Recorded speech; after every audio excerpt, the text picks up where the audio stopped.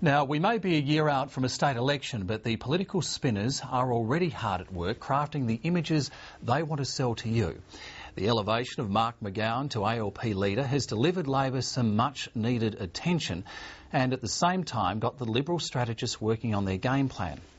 Now, we will see plenty of the leaders over the coming months, and the political imagery will be tightly controlled by teams of minders, spinners, advisors, pollsters and, of course, strategists. Claire Nichols took a look inside the political spin machine.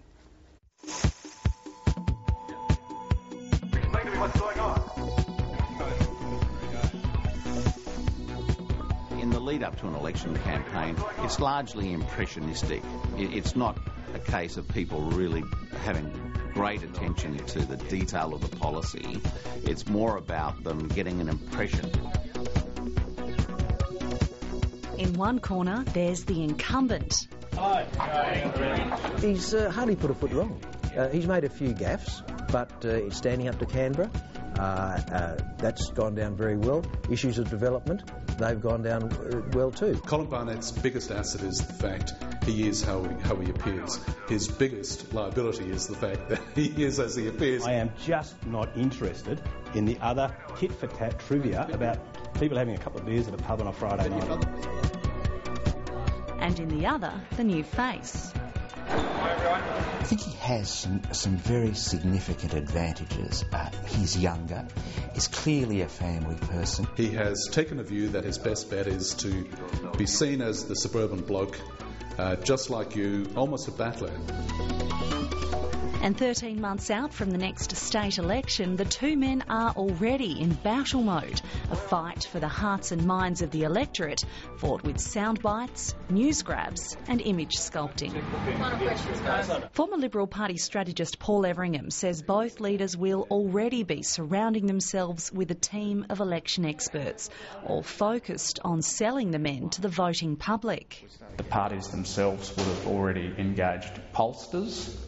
So the Liberal Party would have engaged a pollster and the Labor Party. They'd be talking to their advertising teams, so whether they're going to use an agency or an independent consultant, and that'd be at the very formative stage of concepts around TV and radio and newspaper advertising. Yeah, I think that'd be about her side. For Mark McGowan, it's already clear what message will be driving his election campaign. Mr McGowan will push that cost of living profile right through this coming year because it is one of the government's Achilles heels. I wanted everyone to come down and have a look at this because this is part of the transformation of this city. Just 3 weeks into the new job, Mr McGowan has already created the portfolios of suburbs and the cost of living and promised cash payments to families with children in years 11 and 12. He will say, look, I live in the suburbs. I live in Rockingham. I know what it's like living, in sort of Struggle Street, as it were. I mean, he's not in Struggle Street himself, but he knows what it's like. Colin Barnett's team, on the other hand, will play up his solid track record and cash in on his statesman-like profile. I'd highlight the experience and status and wisdom of senior statesmen like Colin Barnett versus a relatively young, new, inexperienced person like Mark McGowan. To get the message out there, the parties need money, and lots of it. TV advertising wins election campaigns. TV advertising costs money, and it only gets more and more expensive in a growing market like Western Australia. So if you don't have money, you don't have TV advertising, and if you don't have TV advertising, you don't win. And that's where Labor's campaign could fall apart. Lobbyist and former ALP State Secretary John Howden says Labor's till is empty. And at this moment, the Liberal Party seemingly has something in the order of probably $6-7 million in the bank. I think Labor's probably still running an overdraft. And as the parties rattle the tin, it's the Liberal Party that's likely to get more support, with the backing of mining companies and big business.